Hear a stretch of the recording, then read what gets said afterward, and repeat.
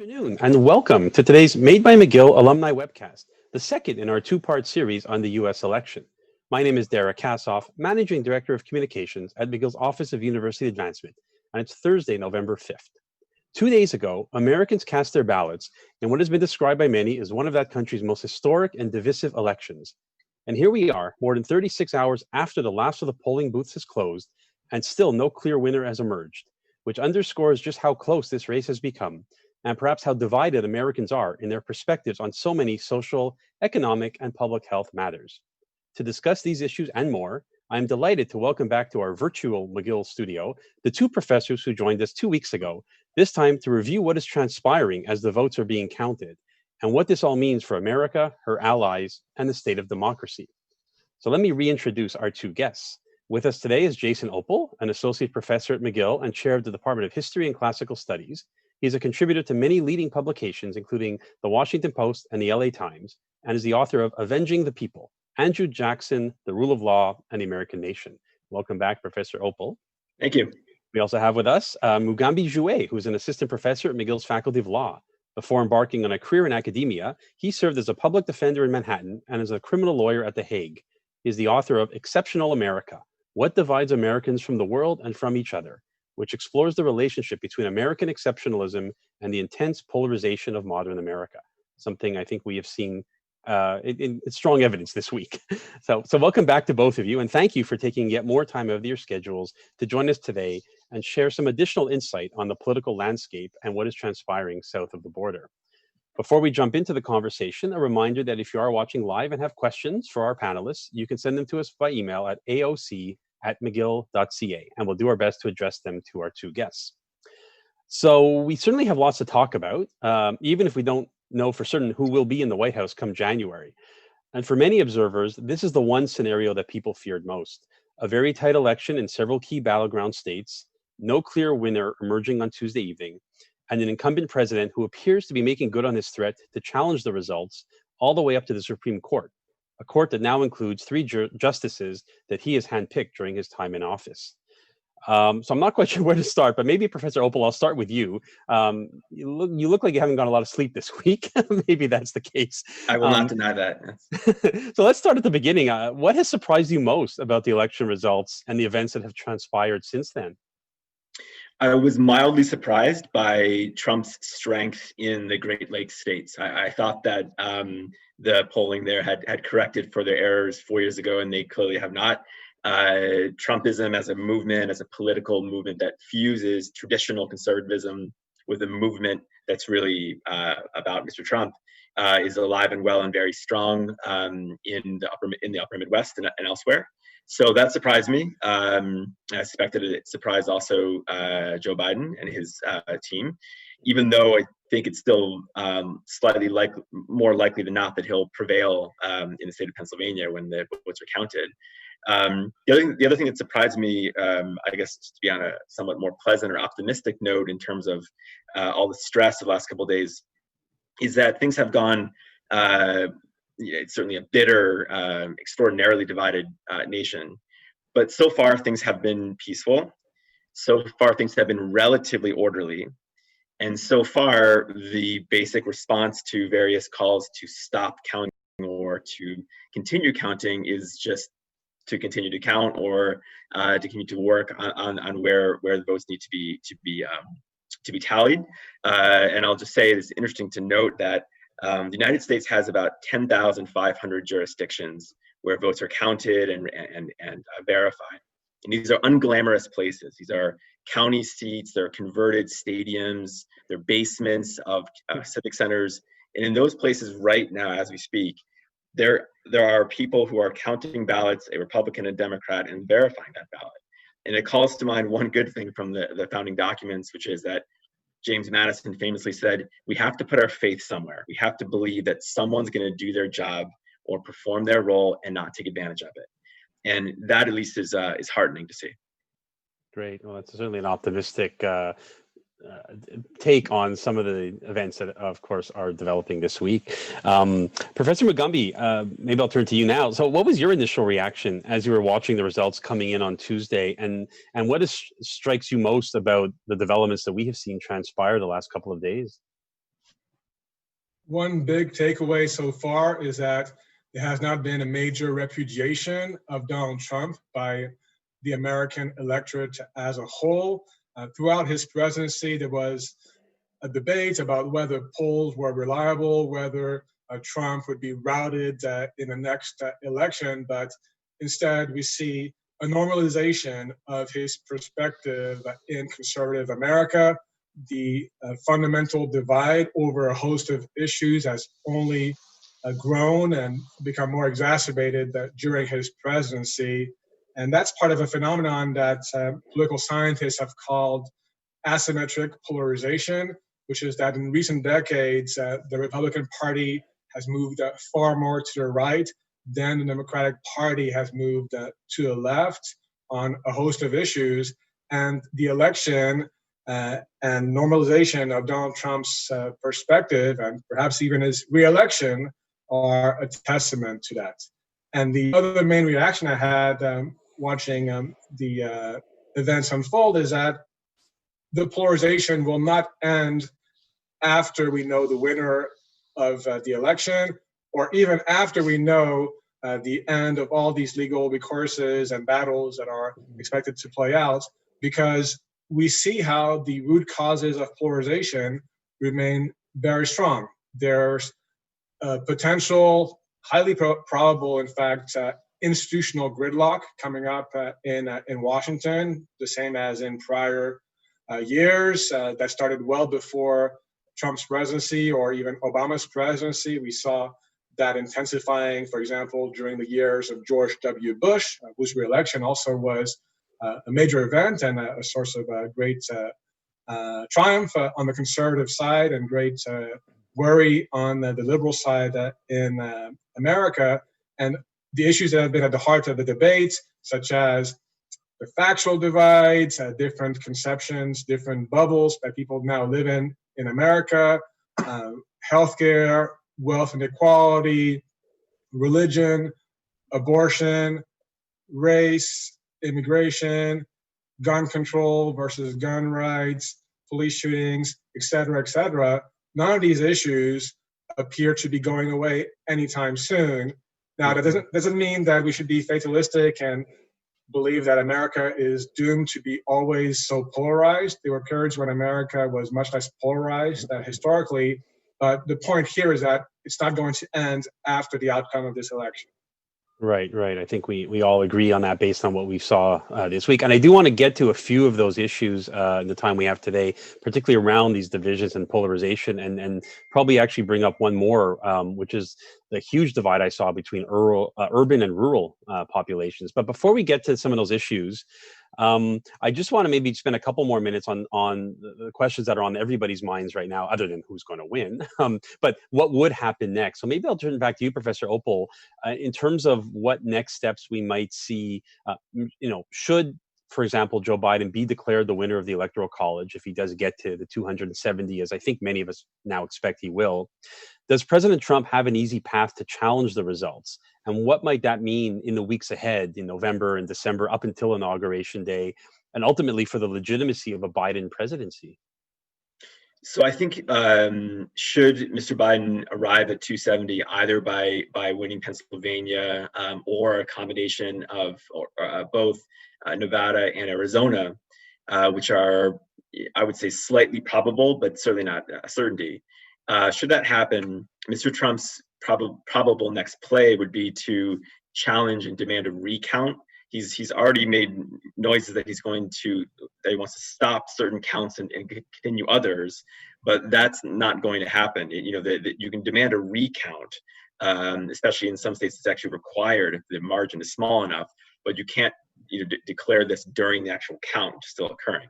So likely what would happen is that a challenge from Mr. Trump or his attorneys, through his attorneys, would begin with a recount demand in some of the key states, whereupon the question would go to a state court, potentially the state Supreme Court, and then from there, if it's a dispute involving parties in that state versus others, it would potentially go to the Supreme Court. However, the historical parallels here tend to point more to Congress as the place that actually decides highly contested elections. The 2000 election is kind of a singular case because it's really just about Florida, whereas there have been a few other events in American history, presidential elections in 1824 and 1876 that ended up being decided by Congress. As the Constitution more or less says, it says that Congress shall decide the issue. And in those two cases, the issue was resolved through not terribly pretty sausage making, deal making among the congressmen. In one case in 1824, probably to arrange who the next president would be on the condition that he named the Secretary of State, although it's still somewhat disputed. In 1876, a far more deadly deal was struck to basically pull U.S. troops out of the defeated Confederacy, the resulting in terrible violence against formerly enslaved people. So there are not very good precedents for a hotly disputed election. Again, though, maybe it's just extreme fatigue, so I'm being optimistic, but it's not certain that this will be necessarily disputed. However, if things break a certain way, Mr. Biden could win well over 270 electoral votes.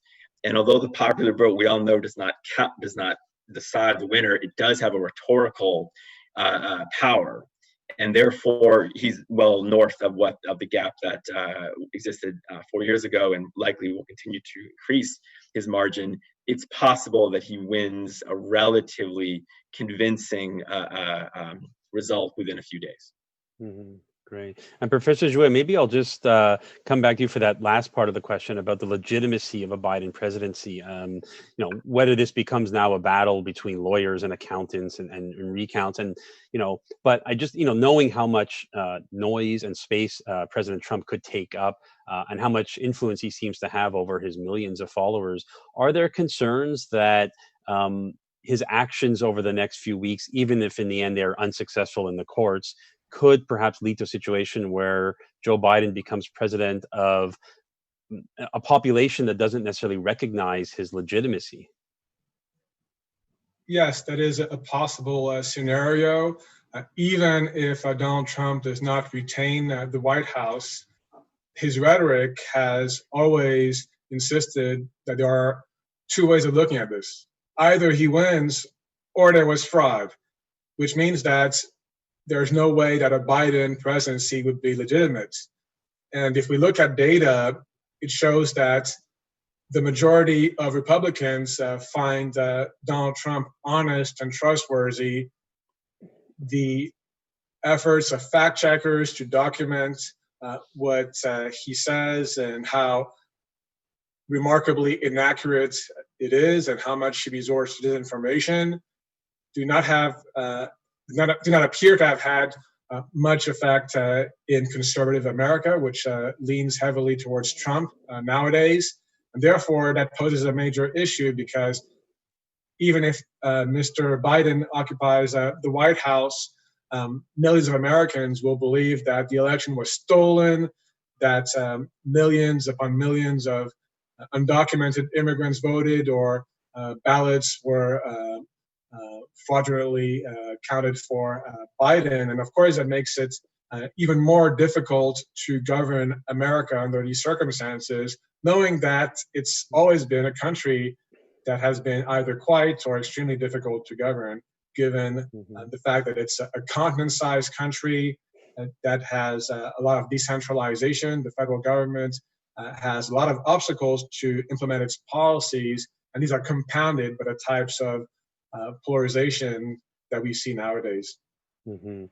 So as we await the final outcome, there are a few interesting results that do stand out that we could definitely talk about, and both of you referenced them earlier in your remarks. But the two that really stuck out for me as I was watching the results come in on Tuesday and into Wednesday, one was, again, how many observers continue to underestimate President Trump's level of support beyond his so-called base. And secondly, it seems like for the second time in 4 years that most of the major pollsters once again got it wrong or not as accurate as we would have liked. So let me start with the first point. Maybe I'll turn back to you, Professor Opal, because you did reference a little bit of the surprise you saw around the president's strength in the Midwest and the upper Midwest in particular. So he seems to, I guess my question is, what do you attribute his staying power among so many millions of voters in an election that most have called a referendum on his leadership? And how is this president who comes across to many as the epitome of, the urban aristocratic capitalist. How has he managed to maintain such a deep appeal among rural, less educated voters? It's an excellent question. I would start by saying that to Professor Jouet's point about sort of facticity and facts versus perception of truth, Mr. Trump has mastered or is fluent in the language of American greatness and the epic quality of the American nation. And that makes him sound truthful even when he's saying things that are manifestly incorrect. And therefore, the perception of that resonates with large numbers of Americans, overwhelmingly, although not exclusively white, who for whom politics has become a religion, and nationalism is deeply tied with the religious faith in the mission of the American nation and its unique God-given greatness. That is not easy to counter, and it has enormous staying power. But one other point I wanted to make about the common refrain that Mr. Trump appeals to those who are have been left behind of the economic or social or cultural changes of the last generation. I'm very skeptical of that notion because it's such an oversimplification as to miss a huge point, which is that Trump has both a kind of movement that has almost cultish dimensions, and he has the support of traditional conservatism in the United States. And just to that point, I was looking at the data. Sorry, I'm crunching numbers here from the state of Florida. The wealthiest county in the state of Florida is St. Johns County. That's near Jacksonville on the Atlantic coast. Beaches, golf courses, his and her Lexus and the garage type stuff. That county voted 63% for Trump. The second most wealthy county in Florida is Collier County, which is right by Miami, 62% for Trump.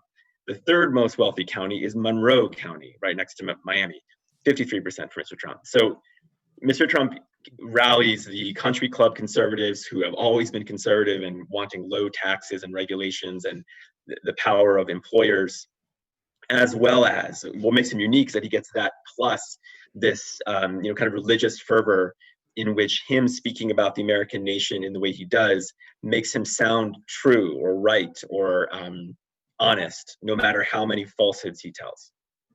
Mm-hmm. So it seems like he's able to get the CEOs of these factories, let's say, and the factory workers, which is the workers is more divided. So the if we're talking about union workers, and the unionization rates in the United States are only about a third of those in Canada, and they've collapsed over the last, or severely declined over the last two generations. Those houses are very divided, and to the extent that Mr. Trump has got that support, it's from white male union workers. So I think it's important to approach the narrative that Trump himself gives of looking out for the little guy versus the coastal elites it's manifestly ridiculous. What kind of elite, I would ask, is a majority of people? What kind of elite would make up the majority of voters?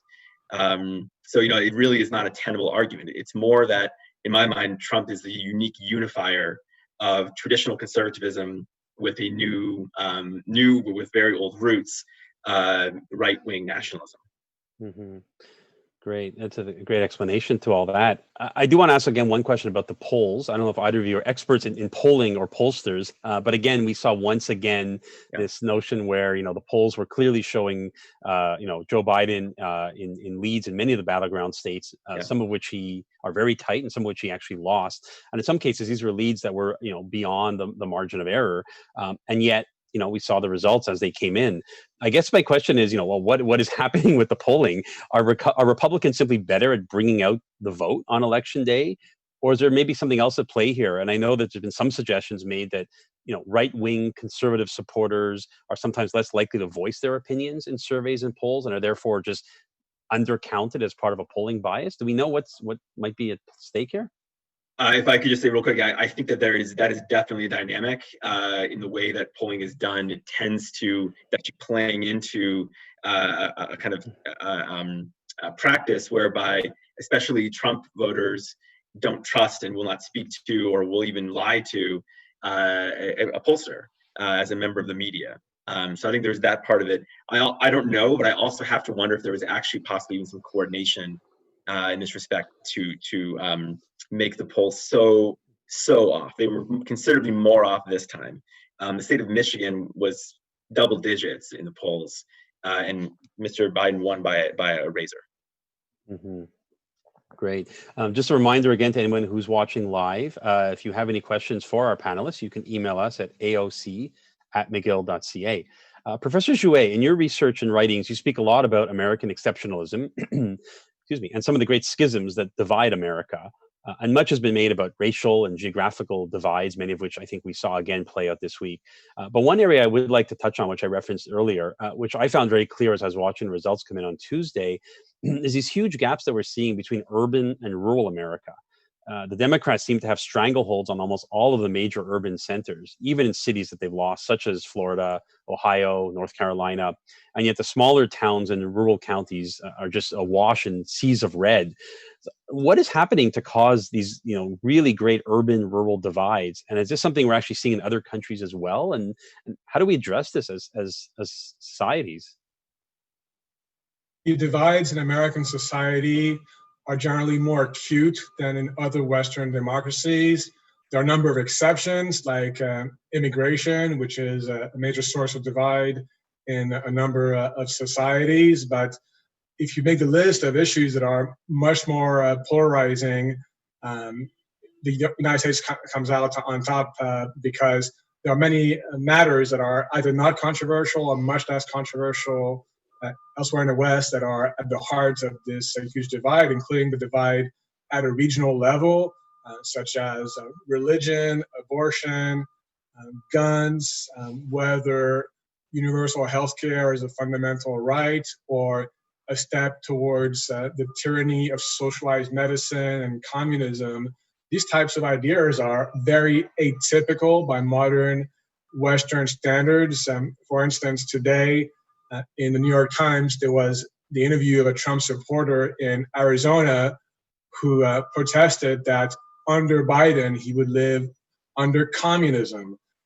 These issues are very striking, and they reflect also what I mentioned earlier, asymmetric polarization, a peculiar conception of conservatism in the United States compared to other Western democracies. And that helps explain some of the factors that were mentioned earlier, the fact that Trump supporters are not simply white working class people. That's a misconception. Trump has received a lot of support from the wealthy, from lobbyists and moneyed interests, and they foster a lot of the disinformation that we've seen and that has been very favorable to Trump and helped him rally support from a lot of people who are actually not wealthy. One example is how Trump has used both when he was campaigning for the White House 4 years ago and now the idea of Obamacare, the Affordable Care Act as a wedge issue. There's the idea that this is a socialist, borderline communist law, whereas in fact it's based on past Republican proposals, such as the one that Mitt Romney, a Republican, implemented as a governor of Massachusetts in the run-up to the Obama reform. But these facts are completely lost. There's another striking example. Donald Trump has emphasized that under Barack Obama, there was uncontrolled illegal immigration and that essentially Obama was letting everyone in, whereas up until that time, Obama was the president who had deported the most undocumented immigrants away from the United States. He was called by some people the deporter in chief, but that did not change the factual perspective of many Americans. In fact, the notion that Obama was letting everyone in was very successfully trumpeted by the future president of the United States. Mm-hmm.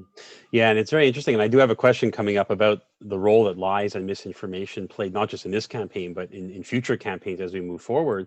But Let me just sort of maybe pause again on this issue of divisions, and I'll turn to you, Professor Opal. I actually was reading an article in the New York Times this weekend as well. The headline was "A Country in Turmoil, No Matter Who Wins," and there were some really interesting statistics or data points that stood out for me that I think really point to how not only how divided the country is, but clearly people are getting their sources of information from different places. So, for example, Democratic voters, overwhelmingly believe that the worst of the pandemic is yet to come. Republican voters believe that the worst is behind us. Democrats approve of the Black Lives Matter movement by broad margins. Republicans denounce it to a comparable degree. And 4 of 5 Democrats say they are personally worse off than they were 4 years ago, whereas 9 out of 10 Republicans say they are better off. And now we know that President Trump has, I think, sought to sow a lot of these divisions. That's been part of his game plan and his leadership. Joe Biden has spoken about uniting the country, acting in the best interest of not just those who voted for him, but those who did not vote for him. So I guess my question to you, Professor Opal, is, how would Joe Biden, if he does win this election, how does he even start to heal divisions in a country that seems so divided across every social, economic, and political issue that matters? So very good question. Let me just make one sort of follow-up point, which is that of the Republicans who overwhelmingly report that they are better off than they were 4 years ago, a considerable number of them are better off 4 years ago because of the massive tax cut passed by the Republican Congress at Trump's behest in 2017. So once again, there is a traditionally conservative dimension to the movement. But to the question about sort of these divisions, so here I'm have to simply do a concurrence roundtable with Professor Jouet. I completely agree that the United States is qualitatively more. It's not just divided; it's actually getting close to paralyzed by the mutual contempt. I might even say hatred and recrimination that has become baked in to the political order. If you want to go with health metaphors, the body politic is like seized by or paralyzed by these incompatible visions of the United States, not just competing visions, but incompatible ones. So what would President Biden do if he were to prevail? And again, that's still very much an if. There are a few things I can think of, but I actually had more to say perhaps later on about what other countries might learn from this, because it's a lot easier to prevent your country from becoming this divided than it is to get out of it. But a couple things I thought for a potential President Biden, rhetoric really does matter. Tactical silences really matter. If one were to simply decide to create a kind of political language that frankly moves away from, as best as possible, some of these issues and tries to focus on very practical matters or very practical projects, that might be a strategy. There is a long history in the United States of calculated silences among the political class, usually to the ill of considerable subset of people, but nonetheless one can borrow that idea to perhaps heal or at least calm some of these divisions. And then a second point would be, I think that the perception of the pandemic, that also might change if there were to be different leadership. Yesterday, 107,000 new cases of COVID were reported in the United States. That's a daily record. At some point when the hospitals are crowded, and they are getting crowded in several parts of the upper Midwest where the virus is raging, the perception simply doesn't matter anymore, and the hospital's closed or the hospital's full. The hospital's on deviation status. I think my proposal for a new president would be build more hospitals. That would be a really good idea. It would take the pressure off the health system in some ways. It's also a way that creates jobs and kind of reinvigorates communities. Recently, we've seen last generation huge numbers of hospitals in rural counties, the same counties that often vote for Mr. Trump, close with devastating effects, even when there's not a pandemic. So that would be my idea. Build something where literally the idea is to heal the human body. It might not be the worst place to start some effort to heal the body politic. Mm-hmm. Interesting. And Professor Jouet, what advice would you give a President-elect Biden if he were to take over the White House of this very divided nation? In general, data show that basic economic bread and butter issues are more important to the American public than the types of issues that um, can be very polarizing over, say, abortion, guns, race, etc. And that doesn't mean that there should not be a debate about these matters, but it's much more difficult to find common ground on these matters. But even for the economy, it's an uphill battle for any president to implement his agenda because there are very fundamental matters here that are sources of divide. That's why, if you look at the last 4 years, Democrats have spent probably millions trying to find the best electoral strategy to reach out to the most people, and it appears to have failed in the sense that they've made only inroads in a segment of the American electorate. There's not been a wide repudiation of Donald Trump's rhetoric, agenda, behavior, etc. The COVID-19 pandemic, which has had a huge toll on American society, does not appear to have significantly harmed Trump's reelection campaign. And therefore, again, that goes back to the issue of irreconcilable values or perceptions. If you have such a fundamental divide, it's not simply a matter of how you talk to the other side, how you can convince them. Perhaps you have to agree to disagree. You have to agree that you're not going to be able to find common ground until mentalities evolve in one way or another. And perhaps that's what we'll see, that this gridlock will remain as long as there's no paradigm shift either in conservative America or liberal America or both. So maybe I'll just stick with you for a minute, Professor Jouet. Again, you sort of made some references to perceptions and very different perceptions. And we know that much of this campaign and the last 4 years of American politics have been rooted in this sort of sense of lies and disinformation or misinformation. The New York Times, again, ran a very interesting piece over the weekend suggesting that the consequences can be quite lasting. They actually cited a Newsweek poll in which 54% of Americans agreed that lying has become more acceptable in politics in recent years. And in that article, Harvard professor Nancy Rosenblum suggested that this might lead to facts being perceived as an a la carte menu from which the public can pick their truths based on what they already believe or want to believe. So and many are calling this phenomenon, truth bending politics. So I guess my follow-up question to you, Professor Jouet, is this with us to stay now? And what might the consequences be for our democracies? I'm not able to predict the future, but it seems that this will stay at least for some time until there is, like I mentioned, a paradigm shift in either camp or both. And to go back to a perspective Biden presidency, a number of lessons here, which Joe Biden would be very familiar with since he was the vice president to Barack Obama.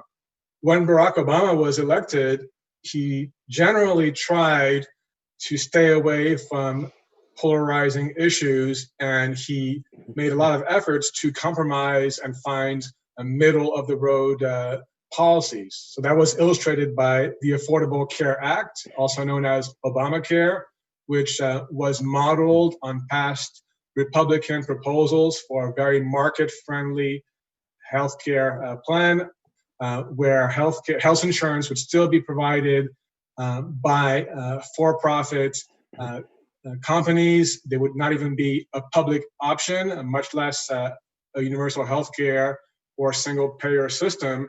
And notwithstanding all of that, Obama was accused of bringing America to the tyranny of socialized medicine and communism. There are a lot of quotes that I offer in my book where Obama is compared to Lenin and Stalin for bringing America towards Soviet-style dictatorships.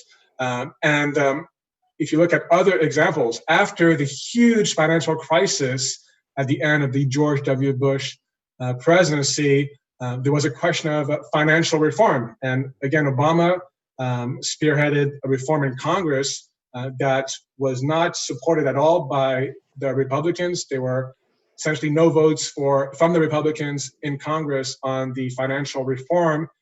and even though it was actually not very radical at all, and there was the idea that Obama was eviscerating American capitalism because of his policies. And if you look at some of the other issues, say race and immigration, Obama was depicted by his opponents as fomenting a culture war and denigrating white people, et cetera, which has facilitated the Trump movement. But in reality, if you look at it, as I mentioned, Obama was a president who deported the highest number of undocumented immigrants up until that time. Moreover, he was blamed by many parts of the Black community for not doing enough on behalf of African Americans, not being more vocal about questions of race, tackling racial injustice. And Obama was keen on his middle of the road strategy, where he felt that would appeal to the vast majority of the American public and incrementally build common ground for social progress. But nevertheless, we saw the rise of Donald Trump, who accused him of being a far left socialist. And that was because of what had been unfolding in the Republican Party ever since Obama was elected. There was profound obstructionism, where Republicans in Congress constantly opposed Obama's policies, no matter what they were. And there was also the Tea Party movement, which was very keen on accusing Obama of leading America towards socialism and beyond. For example, there was the widespread idea that Obama had raised income taxes toward all-time highs. But in fact, the top marginal tax rate during Obama's first term was approximately 35%. And in the second term, that rose to 39%. By contrast, under Dwight Eisenhower, a Republican president, the top marginal tax rate was 90%.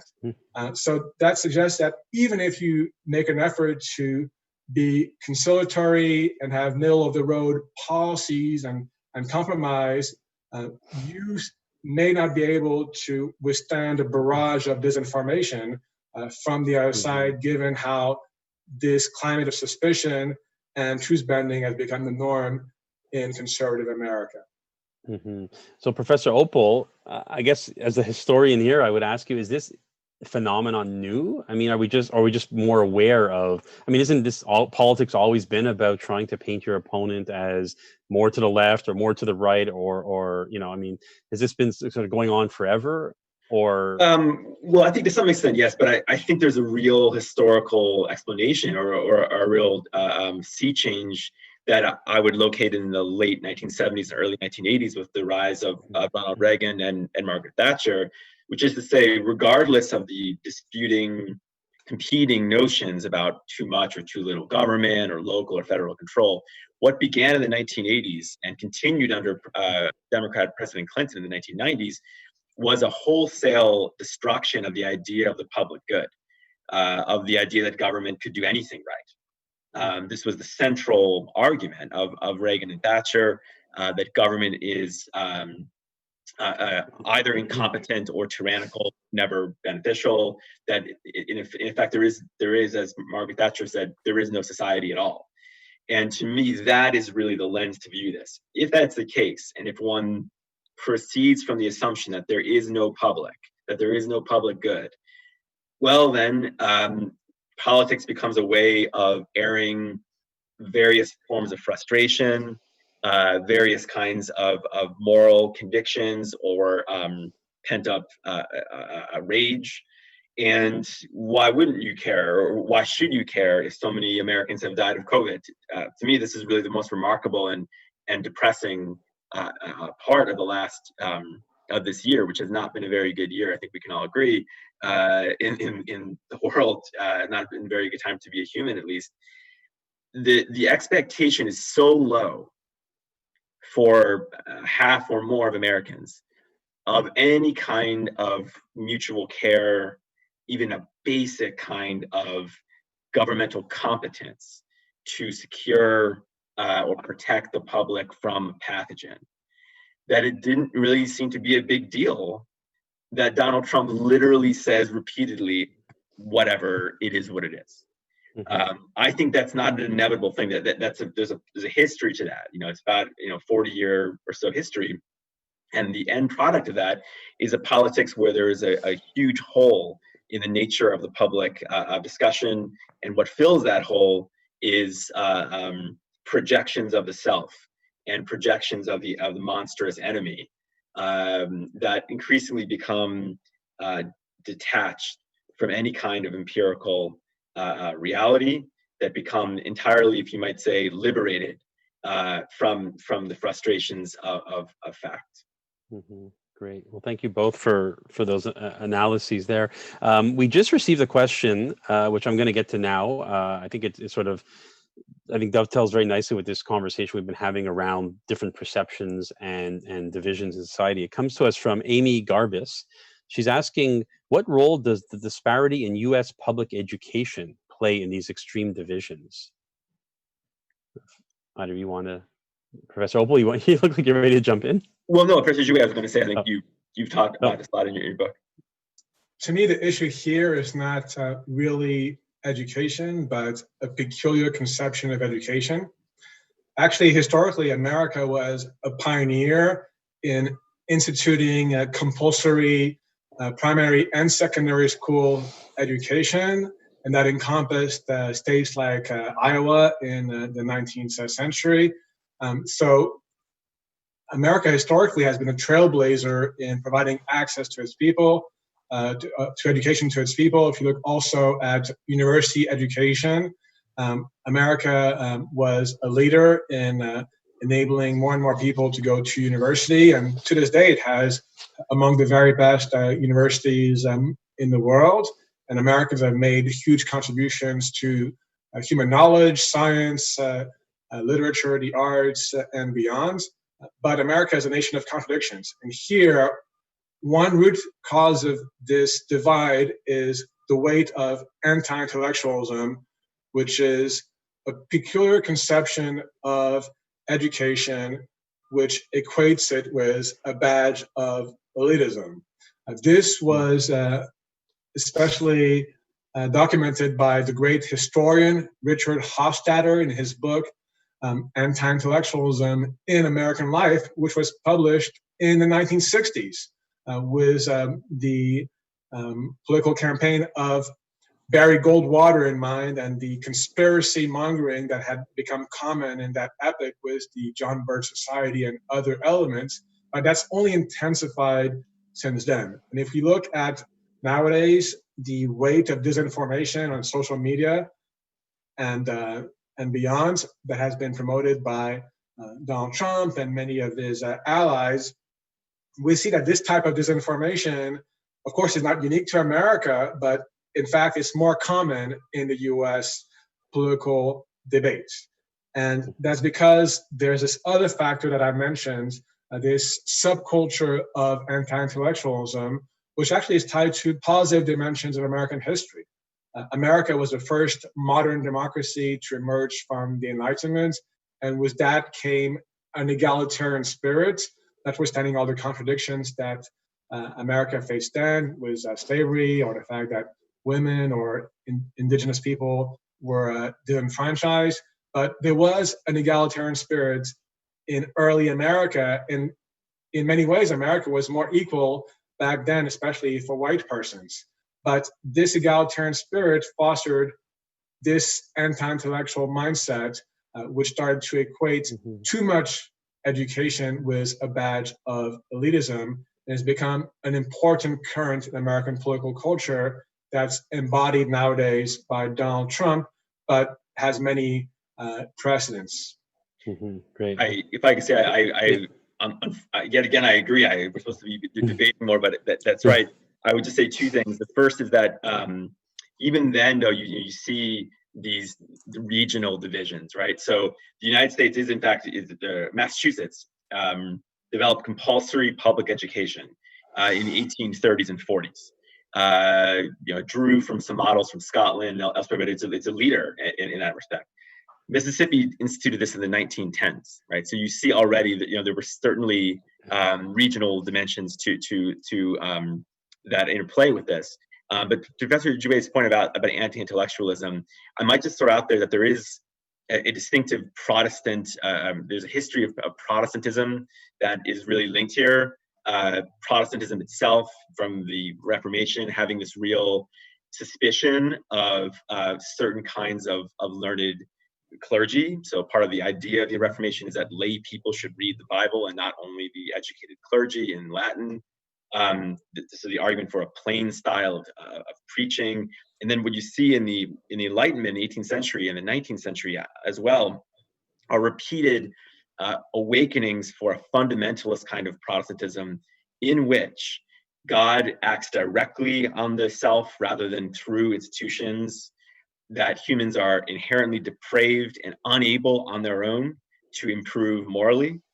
That is distinct from another kind of, actually even at the time, called liberal Protestantism, which argued that God was a more remote figure who had given to people the ability to become more moral and ethical by doing things like becoming more learned, or not just that, other things as well. And so, that idea of progress through human effort has run into repeated fundamentalist objections, which argue that only God can save you, that only the saving grace of Christ can redeem you, and that those who say otherwise are being actually, in some ways, kind of impious by sort of trusting too much human ingenuity and human refinement or education. So I think there's really deep religious roots that, once again, in the United States are more intense than in most Western countries. Great. Yes, and if I may follow up briefly on this, anti-intellectualism has a nexus with Christian fundamentalism, as Professor Opal mentioned. That today, about 40% of Americans identify as creationists, according to Gallup polls, which means that they reject the theory of evolution and believe that human beings were created in their present form by God according to Genesis. That's very atypical by the standards of modern Western democracies. Christian fundamentalism either does not exist or is much less significant or drastically less significant elsewhere in the West, from Canada to Europe, Australia, and New Zealand. And it plays a big role here, not only in fomenting hardline positions on culture war issues such as abortion, contraception, and gay rights, but also can foster the same type of mentality that's been key here, namely anti-intellectualism, a black and white morality, and an authoritarian mindset. And these are also among the traits of Donald Trump, and they help explain why Donald Trump is so popular among Christian fundamentalists, because after all, does not appear to be particularly religious, even though he says that the Bible is his favorite book, alongside the art of the deal. Interesting. All right. Well, thank you both for those answers. And thank you, Amy, for that great question. I know we're getting short on time. I have a few more questions I'm hoping we can get to. So I'll throw a few more out and see if we can rush through a couple more. Professor Opal, you talked earlier about sort of, you sort of made a reference to sort of the world beyond America and sort of how maybe the world is looking at all of this. And I'm curious to get your take on how do you think the rest of the world, and in particular America's allies, are perhaps perceiving the election. I think there was certainly in many neighborhoods, countries around the world, a sense that we were going to be looking at, if not a Democratic landslide, it's certainly a very loud and pronounced repudiation of President Trump and all that his administration has stood for. Clearly that has not materialized. So I guess my question is, even if Joe Biden does ultimately win the presidency, does this still force America's allies to perhaps rethink their relationship with the United States? I think it does. I think that there is just going to be a considerable more idea of caution or a greater embrace of a kind of idea of a multipolar West that has a number of different centers. But if I may, I also might just say for other democracies, sort of looking at this, there are ways that you can head off some of these problems before they become so entrenched that it's very hard to imagine a way forward, right? So I think in terms more of institutional contrivances to try to incentivize good political behavior rather than appealing to a change of heart. So what might some of those be? And most Western democracies have one or the other of these things already, but don't take them for granted, right? So proportional voting and seating, that encourages people to not demonize their political foes because they might need them in a coalition. Updates to their Declaration of Rights or constitutions, the way that you see in Canada in the 1980s and New Zealand in the 1980s. Bolivia has a very interesting new constitution. The idea of having a living document that you're working with, balanced with the stability you need in institutions, is critical. Something as simple as having a platform. The Republican Party did not have a platform this year. They literally had no described plan as to what they would do. It was all Trump. And I know this might seem obvious, but really healthy democracies need a kind of not just norm, but rule of democratic disclosure. What are you going to do? What would you do with the power granted to you of which you would be the custodian? So I guess I'm just saying that, to me, the takeaway for other countries, Canada included, would be maybe it's not to the United States, to even my home country, it hurts me to say this, but should you really assume that that is the leader of democracy in the world? It certainly was and is the oldest continuous constitutional democracy, but it's the oldest constitutional democracy, and it's become a bit sclerotic in its institutions, and that is exacerbating or allowing this this terrible paralysis and vicious division. I mean, the hatred is really it's palpable and visceral. And the best way to not have this is to prevent it, not to deal with it when the sickness has already arrived. And Professor Jouet, maybe I'd love to get your take on this and sort of America's position in the world, coming out of not just 4 years of Donald Trump, but maybe 4 more years, but if not, clearly not a repudiation of who he is and what he stands for.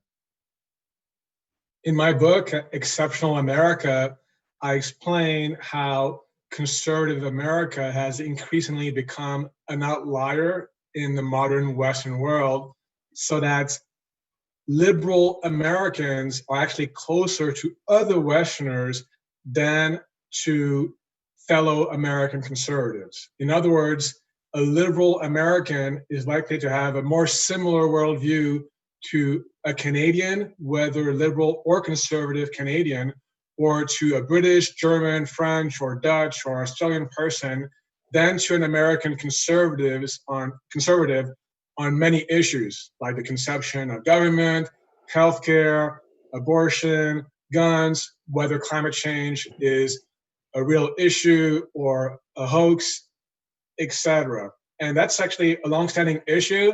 I had looked at data from the prior elections. When Obama ran against Mitt Romney for the US presidency in 2012, international polls showed overwhelming support internationally for Obama over Romney. That means that conservatives in Europe, Canada, and other parts of the world much more identify with American Democrats than American Republicans.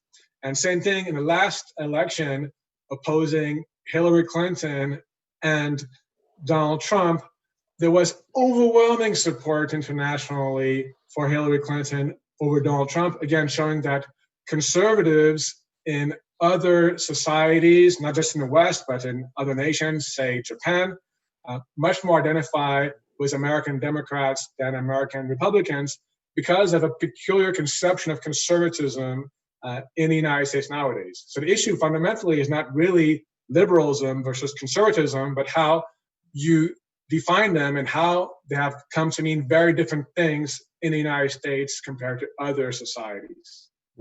Great. Thank you. I know we're almost out of time. I do want to get one question in about one element or one person that we have not actually spoken about. I've been waiting 3 weeks now to get this question out, and that's about vice presidential candidate Kamala Harris. As many of our viewers will know, she has deep Montreal connections, even a McGill connection, having spent her teenage years here in the city, graduating from Westmount High School after her mother had accepted a research position at the Jewish General Hospital and McGill's Faculty of Medicine. So, I mean, we haven't spoken a lot about the vice presidents this week, of course, but assuming that Biden does end up winning, where does this position Kamala Harris? Is she potentially on track now to become the first female president of the United States? And could this happen as early as 2024? I would just say that I think that if Mr. Biden prevails, Kamala Harris will certainly be a more vocal and present or influential vice president than others, because Joe Biden, by his own admission, is not a particularly scintillating speaker. He's not someone who sort of dominates a room or has a kind of gravitas that Obama certainly had, and nor the kind of odd but undeniable charisma that Mr. Trump has with his supporters. So Kamala Harris will certainly be, I think, a more visible and prominent vice president. As for her election possibilities, certainly considering Mr. Biden's age, it's entirely possible to imagine her as the next nominee.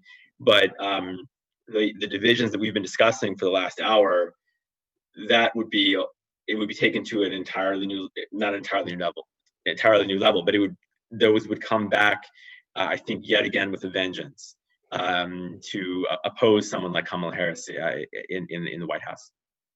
Great. Okay. Well, thanks for that update, and we'll obviously keep a close eye on that.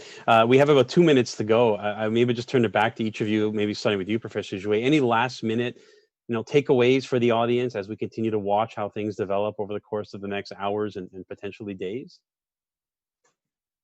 Well, one thing to keep in mind is that given the amount of concern about the evolution of American society in the midst of this election, people have to be mindful that there were periods of American history when the country was much less divided and where it lived closer to its ideals. America has made significant contributions to the development of democracy, human rights, the rule of law, science, literature, the arts, and beyond around the world. And of course, there are other aspects of American history that have not lived up to its ideals. And America also has been criticized for, say, violating human rights in different instances and beyond. But America, in the end, like any society, is what people choose to make of it. There's no fatalism. Where there's life, there's hope. Great. Now, Professor Opal, I think when we wrapped up 2 weeks ago, I think your parting words to us were something along the lines of watch Pennsylvania. So here we are 2 weeks later, we're still watching Pennsylvania. Is that still your advice for us? Or, maybe you want to, what other takeaways should we be looking out for now? Well, I think that is the most likely sort of simplest way that Mr. Biden could prevail. But it would depend. It depends on how the votes come in. I suspect that they probably will be by tonight from the state of Pennsylvania. But as a parting thought, I would yet again echo Professor Jouet in saying not to lose heart or lose faith in the United States. It's an enormous, complicated, frustrating, but also quite glorious place of enormous creativity and compassion, believe it or not. And I just hope for better days for my country, and I hope that other countries watching can understand that the nation of the United States is going through a very difficult time, and to try to do what you can for your own democracy. Think of your democracy as a peace treaty with your people, and they can go away pretty fast. It can decay before you know it. So don't take it for granted. Great. Well, thank you both. Wonderful words, I think, to end this webcast on. And that just about wraps up the time we do have for today. Before we close, I would like to remind everyone that this video will be available at this very same link soon after our recording ends. So feel free to share it with others who may not have been able to tune in live. But don't wait too long, because this might become outdated quite quickly, depending on what transpires in the coming hours. I would, of course, like to once again extend my deepest gratitude to our two guests, Professors Jason Opal and Mugambi Jouet, for joining me today, sharing with us their thoughts and analysis on what has been a fascinating election in the United States. We may need to call on both of you again in the weeks ahead as this story continues to evolve. This, of course, concludes our two-part series on the US election, but is not the last of our Made by McGill alumni webcasts for 2020. I will, in fact, be back here again in exactly 2 weeks on Thursday, November 19th, when I will be joined by professors from the Departments of History and Classical Studies, Anthropology, and English to discuss the 3 finalists in McGill's Kundal History Prize and engage in a broader conversation about the important role that historical research and scholarship play in helping us make sense of our world today. I hope to see everyone back here for that discussion. Until then, please stay safe and be well. Thank you.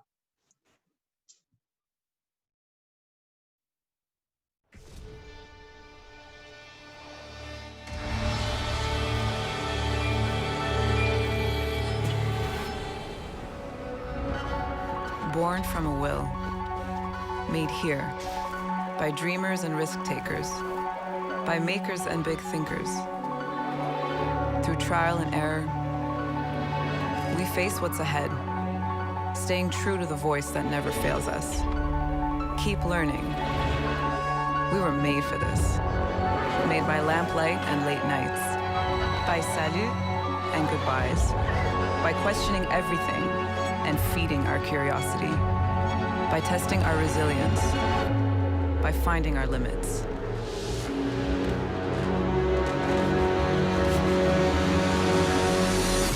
By pushing forward and by breaking through, by finding a new way, our own way. We're made where ideas are built and built upon, where we come together and we rise above.